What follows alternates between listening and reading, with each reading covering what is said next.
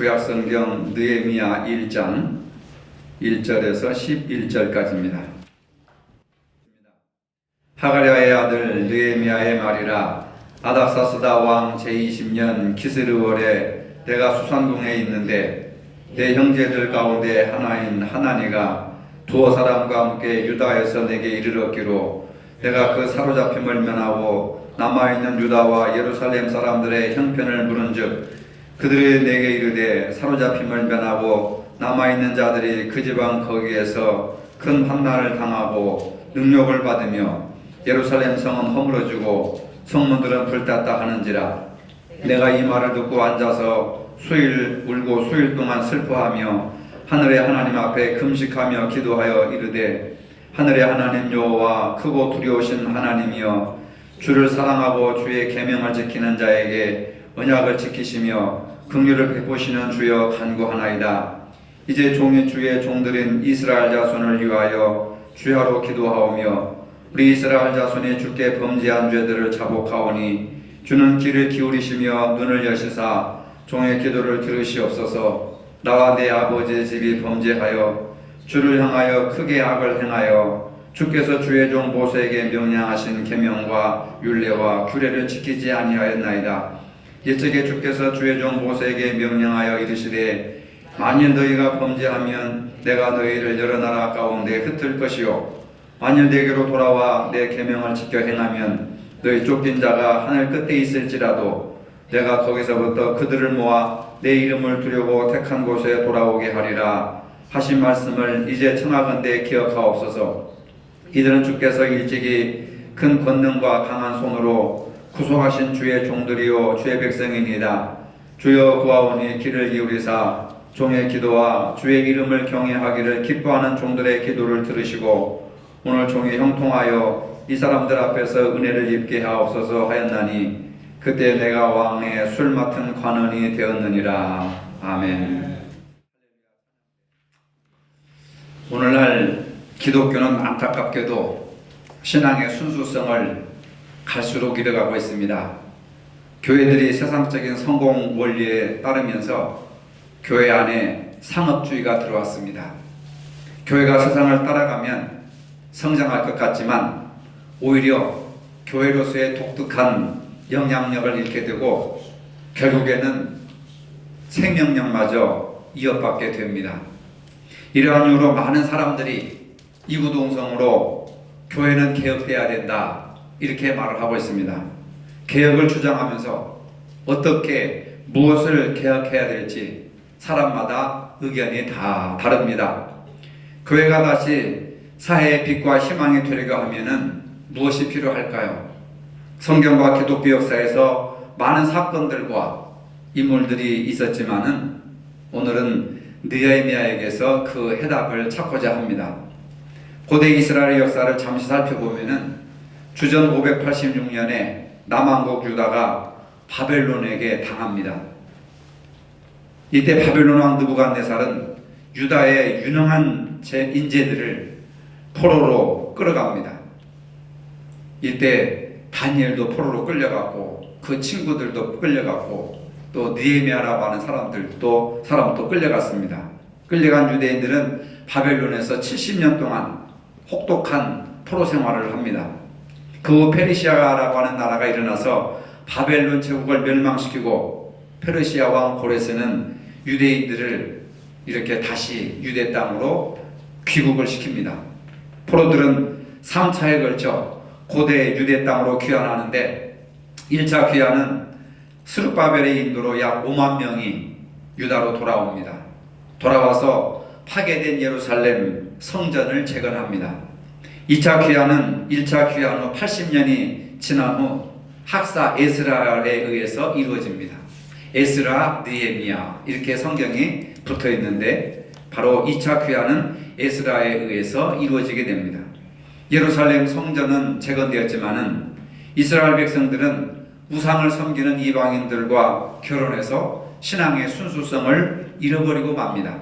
그래서 이제 사마리아라고 하는 말이 나오게 되고 사마리아 땅이 나오게 되는 겁니다. 에스라의 지도 아래 영적 부흥을 경험한 유대인들은 무너졌던 예루살렘 성벽을 재건하기 위해서 온갖 노력을 다 기울입니다. 그러나 산발락과 도비아라고 하는 주변의 사람들의 반대와 외적들의 공격으로 백성들은 낙심합니다. 바로 그 시기에 하나님께서 느헤미야를 부르십니다. 느헤미야의 인도로 허물어졌던 예루살렘 성벽을 재건하게 됩니다. 느헤미야서는 바로 느헤미야의 지도 아래 예루살렘 성벽을 재건하는 내용이 기록되어 있습니다. 예루살렘 성벽은 유대인들에게 있어서 하나의 건물이 아닙니다. 그것은 바로 이스라엘 민족의 정신이요, 그 다음에 민족의 어리요, 생명과 같고 심장과 같은 곳입니다.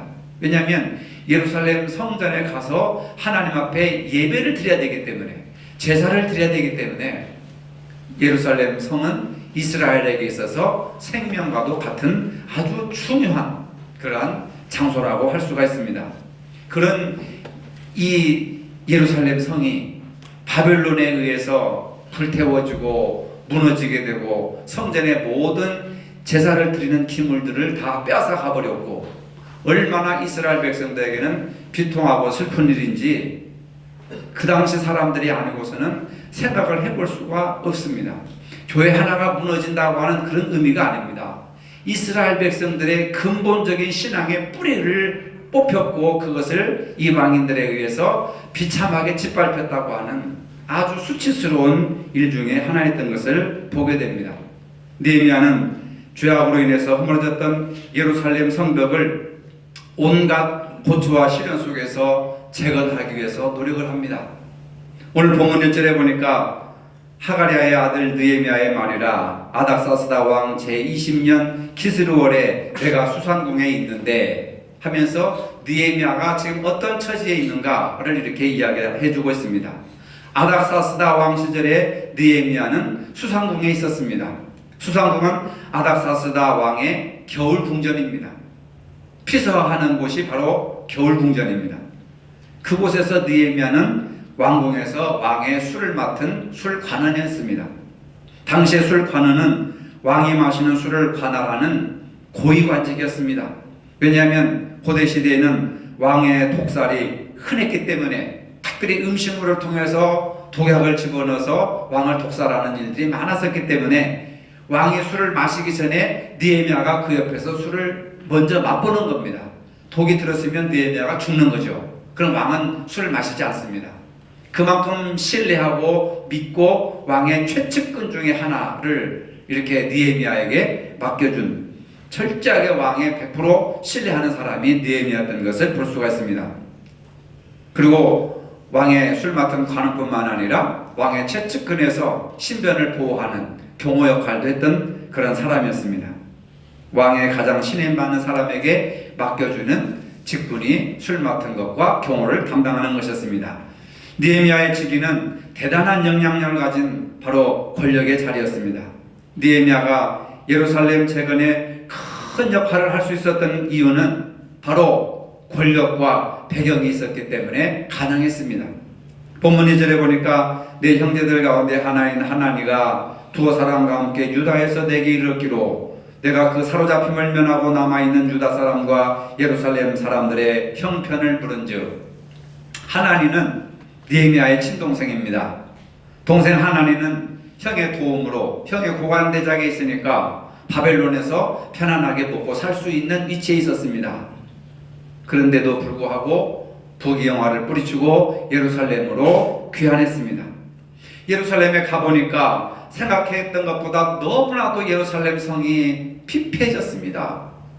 끔찍할 정도로 불타고 무너졌습니다. 그는 너무 안타까운 마음으로 예루살렘 성을 하루라도 빨리 재건하고 싶었지만은 물질도 없고 힘도 없고 사람을 동원할 능력도 없었습니다. 그래서 높은 관직에 있는 형의 힘을 빌리고자 두어 명의 사람들과 함께 예루살렘을 떠나 수산궁으로 향해 형을 찾아갔습니다. 예루살렘에서 다른 나라 바벨론으로 또 가게 된 겁니다. 3절에 보니까 그들이 내게 이르되 사로잡힘을 면하고 남아있는 자들이 그 지방 거기에서 큰 환난을 당하고 능욕을 받으며 예루살렘 성은 허물어지고 성문들은 불탔다 하는지라. 동생 하나니가 느헤미야에게 와가지고 지금 예루살렘이 이렇게 회파되고 성이 불타고 무너졌습니다 하고 보고를 하는 거예요. 이 소식을 들은 느헤미야의 마음이 어땠을까? 4절에 보니까 느헤미야의 마음이 소개되고 있습니다.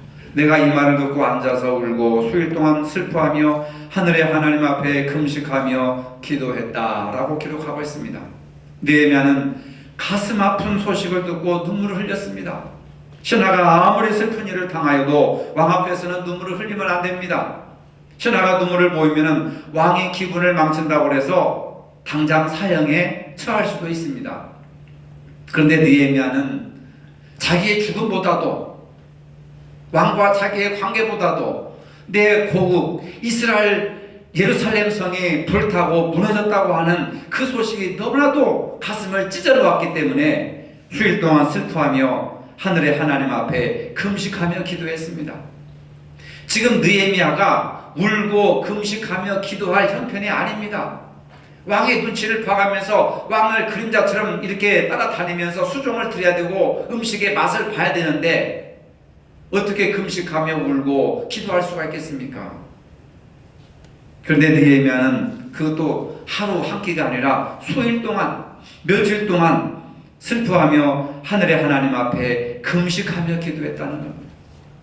예루살렘 성이 무너진 것을 가슴 아파하면서 자신의 입장보다도 자신의 직책보다도 먼저 하나님의 거룩한 성을 생각하는 이 느헤미야의 이 통찰력. 오늘 한국교회가 무너지고 있고 한국교회가 추락하고 있고 한국교회 교인들이 이렇게 떨어져 나가고 있다고 하는 것을 우리가 가슴 아프게 생각을 합니다. 그런데 단 한 번도 총회에서 우리가 금식하며 기도하며 하나님 앞에 회개하자라고 하는 성명서를 발표해 본 적도 없습니다. 너무너무 가슴이 아픕니다. 본문 4절에 보면 예루살렘 성에 대한 충격적인 소식을 듣고 느헤미야가 가장 먼저 보인 반응은 금식하며 기도했습니다. 예루살렘 재건의 대역사는 느헤미야의 기도에서부터 시작된 줄로 믿으시기를 바랍니다. 사람들은 문제가 생기면 스스로 문제를 해결하려고 하다가 안 되면 친구나 지인들을 찾아 나섭니다. 좀 도와달라. 그래도 안 되면 신앙을 가진 사람들은 막다른 길에서 하나님을 찾아 기도합니다. 여러분 잘 보세요. 기도는 최후의 마지막 수단이 아니라 문제가 발생했을 때 문제 해결의 첫 열쇠를 찾는 것이 기도인 줄로 믿으시기를 바랍니다. 마지막에 하다가 안 돼서 기도하는 것이 아니라 문제가 생기면 제일 먼저 하나님 앞에 기도해야 된단 말입니다. 기도는 제일 먼저 해야 됩니다. 느헤미야가 우리에게 이 사실을 알려주고 있습니다. 진실한 개혁과 변화는 기도에서부터 출발합니다. 개혁은 많은 사람들이 함께해야 가능합니다. 하나님과 함께하는 개혁만이 성공할 수 있습니다. 사업을 할 때도 하나님 앞에 먼저 기도로 시작하고 건강을 위해서도 하나님 앞에 먼저 기도해야 되고 모든 일, 모든 문제 앞에서 마지막에 기도하는 것이 아니라 제일 처음에 먼저 하나님께 의논하고 아뢰고 기도하고 하나님의 도움을 받아야 승리할 수 있다는 것을 믿으시기를 바랍니다. 기도는 개혁과 문제 해결을 위한 최초의 수단이 되어야 합니다. 느헤미야는 하나님의 은혜로 예루살렘으로 귀환합니다. 귀환하기 전에 현실의 문제를 바라봅니다. 성전이 회파되고 성벽이 다 무너지고 성문은 불에 다 없어지고 아주 엉망진창이 된 예루살렘을 참담한 심정으로 보게 됩니다. 하나님을 믿는 이스라엘 백성들은 무너진 하나님의 집, 도둑질당한 성전의 기물, 허물어진 성벽을 보면서 얼마나 가슴이 쓰라렸겠습니까? 느헤미야가 성벽 건축을 하려고 할 때는 지금부터 약 2500년 전의 일입니다. 이 사건을 통해서 지금 오늘 기독교가 당면한 문제에 대한 해답의 실마리를 찾아볼 수 있어야 합니다. 역사는 과거에도 있었고 현재에도 있고 미래에도 있습니다. 아무리 힘들고 어려운 문제도 하나님께서 함께 하시면 불가능은 없습니다. 느헤미야는 희망을 가진 사람이었습니다. 그는 절망 속에서 희망을 바라보았습니다. 어둠 속에서 여명의 밝은 빛을 보았습니다. 그 희망은 하나님께서 해결해 주실 것을 믿었습니다. 그의 마음속에는 조국에 대한 불타는 마음이 있었습니다. 과거 우리 선조들이 나라와 민족을 빼앗기고 조국을 되찾기 위해서 목숨을 걸었던 비통함과 마찬가지였을 것입니다. 느헤미야는 기도로 위기를 해결하려고 했습니다. 4절에 보니까 울면서 하나님 앞에 나아갔습니다. 느헤미야가 동생에게 소식을 들은 것이 11월과 12월 정도 사이였는데 기도의 응답을 받을 때까지 행동하지 않았습니다. 기도하고 응답받은 것이 이스라엘 달력으로 3월에서 4월경입니다. 4개월 동안 응답 없이 금식하며 울며 하나님 앞에 기도했습니다. 느헤미야의 기도의 특징이 바로 여기 있습니다. 문제가 생기면 사람을 의지하지 않고 하나님께 나아갔습니다. 울면서 통곡하고 하나님 앞에 슬픔을 가진 채 기도했습니다. 우리가 문제를 놓고 기도할 때 하나님의 응답이 즉시 오지 않을 수도 있습니다. 4개월이 지나서야 응답이 올 수도 있고, 어쩌면 40개월이 지나서야 응답이 올 수 있고, 40년이 지나서야 응답이 올 수도 있습니다. 이렇게 위기 속에서 느헤미야는 4개월 동안 생명을 걸고 하나님 앞에 기도했습니다. 우리는 어려운 문제가 생기면 당장 나를 도와줄 사람을 찾고, 당장 은행을 찾고, 당장 이렇게 지인을 찾고, 연주를 찾고 합니다. 그러나 느헤미야는 조급할수록 하나님의 응답을 기다리며 기도했습니다. 쉽지 않은 일입니다. 당장 구해줄 사람을 찾아야 문제가 해결되지 않겠습니까? 여러분, 조급한 문제일수록 기다리며 기도하시기를 바랍니다. 조급한 문제일수록 성급하게 결정하거나 판단하거나 일을 실행하지 말고 기다리면서 기도하시기 바랍니다. 바쁠수록 돌아가라는 말이 있잖아요. 조급할수록 기다리며 기도하여 하나님의 지혜를 강구하고 하나님의 능력을 구해야 됩니다. 우리는 인간적인 방법을 다 써보고 안되면 마지막에 작정기도하고 새벽 예배 나오고 금식합니다. 거꾸로 하고 있습니다. 마지막에 할 일이 아닙니다. 급할수록 먼저 하나님 앞에 기도하시기를 바랍니다. 5절입니다. 하늘의 하나님 여호와 크고 두려우신 하나님이여, 주를 사랑하고 주의 계명을 지키는 자에게 언약을 지키시며 긍휼을 베푸시는 주여 간구하나이다. 이게 느헤미야의 기도의 내용입니다. 기도할 때 먼저 죄를 고백하는 기도를 합니다. 우리는 급할수록 내가 무엇을 잘못했는지, 우리 민족이 무엇을 잘못했는지, 원인은 무엇인지 하나님 앞에서 찾아야 합니다. 느헤미야는 나와 내 조상이 저지른 죄악에 대해서 깊은 회개를 합니다. 6절에 보면은 그 회개가 나오죠. 나와 내 아버지의 집이 범죄하여 주께서 주의 종 모세에게 명령하신 계명과 율례와 규례를 지키지 아니하였나이다. 우리 조상들이 불순종했고 모세에게 주신 계명과 율례와 규례를 지키지 않았다고 고백합니다. 그래서 성전이 불타고 포로로 끌려갔다고 고백합니다. 오늘 우리가 현실적으로 당하는 문제가 조상의 죄일 수도 있다고 하는 겁니다. 우리도 우리 조상들이 지은 죄를 하나님 앞에 회개하고 고백해야 됩니다. 우리 조상들이 지은 죄를 용서하여 주시옵소서. 한국교회는 역사 속에서 잘못한 죄를 회개해야 됩니다. 일제강점기 신사참배 앞에 동참한 죄를 회개해야 됩니다. 우상숭배한 죄를 회개해야 됩니다. 종의 법을 어기고 세습을 결정한 죄를 고백해야 됩니다. 하나님보다 물질과 권력을 탐했던 죄를 고백해야 됩니다. 주님의 사랑을 실천하지 못한 죄를 고백해야 됩니다. 회개해야 됩니다. 이런 것을 그대로 두고 한국교회가 부흥할 수가 없습니다. 변화될 수가 없습니다. 개혁될 수 없습니다. 느헤미야는 나와 내 아버지의 집이 범죄하여 주께서 주의 종 모세에게 명령하신 하나님의 말씀에 순종하지 못한 죄를 내가 고백합니다. 회개합니다. 라고 하나님 앞에 눈물로 기도하는 겁니다. 느헤미야의 기도의 내용은 조상들의 죄악, 자신들의 죄악 때문에 바벨론 포로로 잡혀가서 70년 동안 죽을 고생과 수모를 겪었다고 고백하고 있습니다. 이제라도 순종하고 회개하면 하나님이 이스라엘 모든 흩어진 백성들을 다 불러 모아주시겠다고 약속하셨습니다. 느헤미야는 그 하나님의 약속의 말씀을 붙들고 하나님 앞에 기도하는 겁니다. 여러분, 우리가 기도할 때 우리의 목표를 세우고 내 필요를 채우고 내 어떤 욕심을 채우기 위해서 기도하는 것이 아니라 하나님의 약속의 말씀을 붙들고 그 약속의 말씀을 주장하면서 기도해야 될 줄로 믿으시길 바랍니다. 그래서 내 뜻대로 마옵시고 아버지의 뜻대로 하옵소서 하는 것도 내 뜻을 이루는 것이 기도의 응답이 아닙니다. 아버지의 뜻을 나를 통해서 이루어지게 하여 주시옵소서. 이 문제 속에 아버지의 뜻이 무엇입니까? 이것을 구해야 되는데 나는 이렇게 하고 싶습니다. 이렇게 해야 됩니다. 이렇게 해 주옵소서. 내 뜻만 구하고 있으니까 응답을 못 받을 경우가 얼마나 많은지 모릅니다. 우리가 하나님께 기도해야 할 때 기억해야 할 것이 있습니다. 하나님은 우리를 끝까지 사랑하신다는 사실입니다. 하나님은 여러분들을 사랑한다는 것을 믿으시길 바랍니다.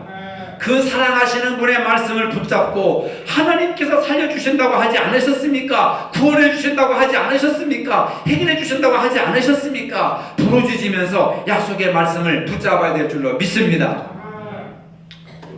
말씀 붙들고 기도해야 돼요. 그러면 하나님은 하나님이 하신 약속이기 때문에 하나님은 신실하신 분이셔서 약속을 뒤집지 않으십니다. 보증하십니다. 그 약속의 말씀을 아버지가 그렇게 하신다고 약속하지 않으셨습니까?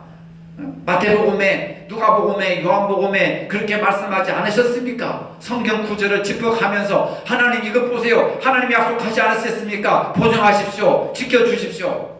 그게 기도하는 자세고 응답받는 비결이라 그 말입니다. 10절에 봅시다. 이들은 주께서 일찍이 큰 권능과 강한 손으로 구속하신 주의 종들이요 주의 백성이니이다. 아들이 잘못을 저지르고 회개하고 돌아오면은 그 죄를 묻지 않으시고 감싸주는 것이 부모의 심정입니다. 하나님도 똑같습니다.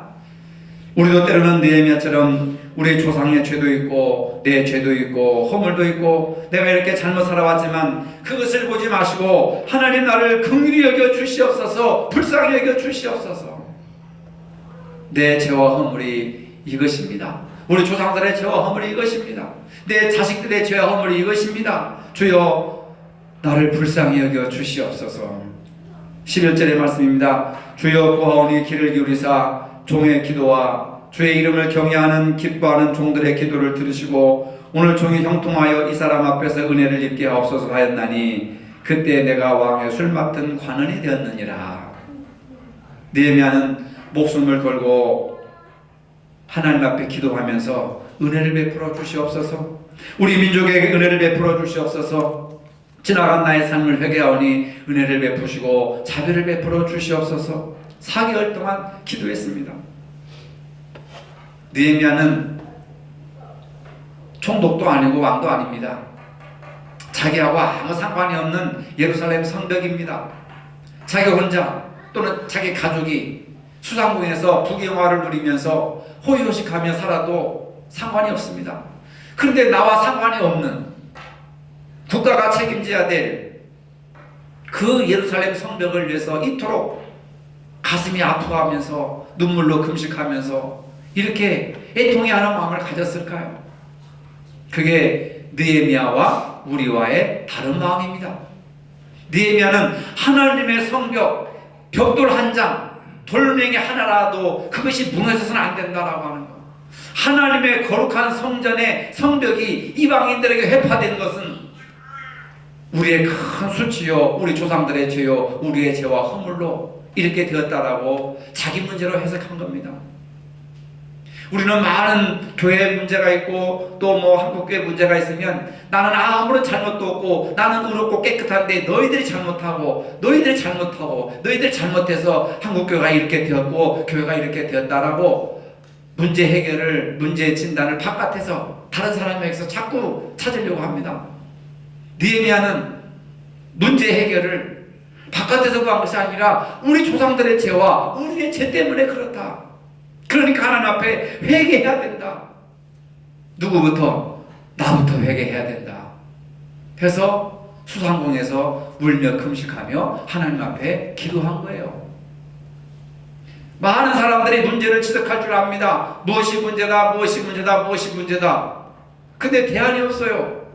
그 문제를 놓고 내가 해야 될 일이 무엇입니까? 하나님, 내가 해야 될 일이 무엇입니까? 내가 우리 수성교회 부흥을 위해서, 개혁을 위해서, 변화를 위해서 무엇을 해야 됩니까? 가슴을 치면서 느헤미야와 같이 기도하는 사람 한 사람으로 나타나시기를 주님의 이름으로 축복합니다. 이게 필요한 거예요. 이게. 누구 때문에 그렇다, 무엇 때문에 그렇다 자꾸 지적하면 문제 해결을 할 수가 없습니다. 하나님은 바로 그 문제를 인식한 내가 그 문제를 해결하기 위해 앞장서라. 느헤미야에게 특별한 영감 주시고 느헤미야에게 감동할 수 있는 마음을 주셨다는 거예요. 이스라엘 백성들이 느헤미야 한 사람이었습니까? 그 당시 인구로 수십만 명이었는데 수십만 명의 사람들이 단 한 사람도 느헤미야와 같은 애통하는 마음이 없었다는 겁니다. 여러분, 애통하는 마음은 누가 주세요? 하나님이 주시는 아버지의 마음이란 말입니다. 목숨 걸고 기도하는 은혜를 베풀어 주옵소서.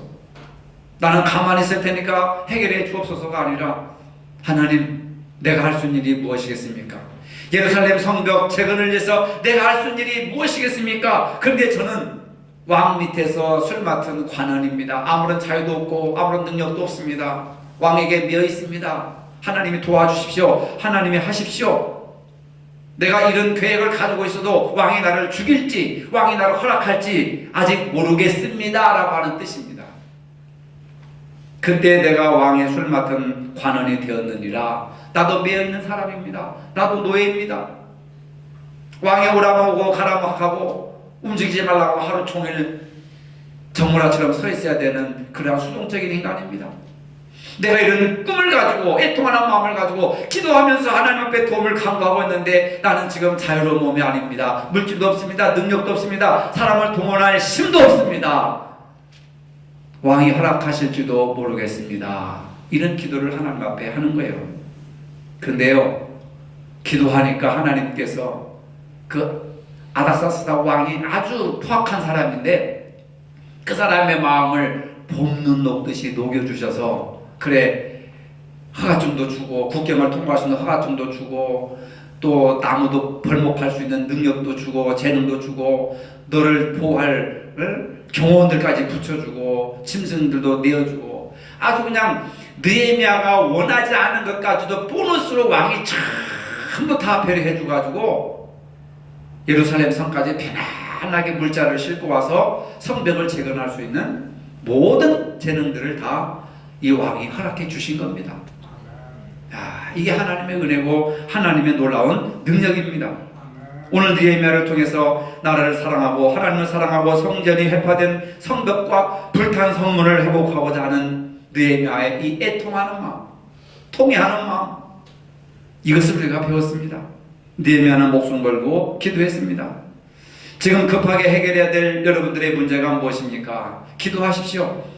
급한 만큼 열심으로 기도하시기를 바랍니다. 나라도 살고 가정도 살고 교회도 살고 여러분 스스로가 회복되실 것입니다. 느헤미야의 인도로 52일 만에 성벽이 재건되었습니다. 아무리 절망적인 상황이 우리 앞에 놓여 있어도 엎드려 기도하면 절망의 땅에서도 기적이 일어날 줄로 믿으시기를 바랍니다. 우리 신앙의 회복을 위하여 기도로 시작해야 될 줄로 믿으시기를 바랍니다. 느헤미야는 직위를 가지고 호요식하지 않고 하나님의 성벽 재건을 위해서 힘썼습니다. 예루살렘 성전이 파괴되고 불탔다는 소문을 듣고 울면서 금식하며 기도했습니다. 왕궁에서 바쁜 일을 하면서 한 가지 문제를 놓고 무려 4개월 동안 기도했습니다. 그만큼 하나님의 성전을 자신의 일보다 우선적으로 생각했습니다. 오늘 우리에게 이런 마음이 필요합니다. 내 가정일도 중요하고 나를 위한 일도 중요하지만 그러나 하나님의 교회를 위해서 내가 할 일이 무엇인가? 하나님의 말씀을 위해서 내가 할 일이 무엇인가? 그걸 놓고 기도해야 됩니다. 느헤미야는 성벽 재건을 위해 눈물로 감동할 줄도 알고 무엇보다도 기도하는 사람이었습니다. 우리도 절망 속에서 희망을 품고 자신을 개혁하고 교회를 개혁하고 회복시키는 일에 앞장설 때 느헤미야와 같은 신앙을 가지고 놀라운 기적과 능력을 행할 줄로 믿으시기를 바랍니다. 거룩하신 아버지, 어렵고 힘든 상황 속에서도 절망하지 말고 느헤미야처럼 기도하며 하나님의 도우심을 간구하여서 위기를 잘 극복하는 믿음을 갖게 하여 주시옵소서. 한국 사회를 위해서 기도하고 한국 교회를 위해서 기도하고 우리 재단을 위해서 기도하고 가정을 위해서 기도하고 우리의 심령이 무너진 것을 다시 회복하기 위해서 기도하는 심령들이 되게 하시고 회복되고 개혁되는 길로 나아가게 하여 주시옵소서. 아무리 힘들고 어려워도 기도를 마지막으로 할 것이 아니라 가장 먼저 가장 처음으로 기도로 시작할 수 있는 은혜를 베풀어 주시옵소서. 예수님의 이름으로 기도합니다. 아멘. 이제는 우리 주 예수 그리스도의 은혜와 하나님 아버지의 무한하신 사랑과 성령의 교통하심이 느헤미야의 기도 신앙을 본받아 살기를 원하는 모든 성도들 머리 위에 이제로부터 영원토록 함께 하시기를 축원하옵나이다.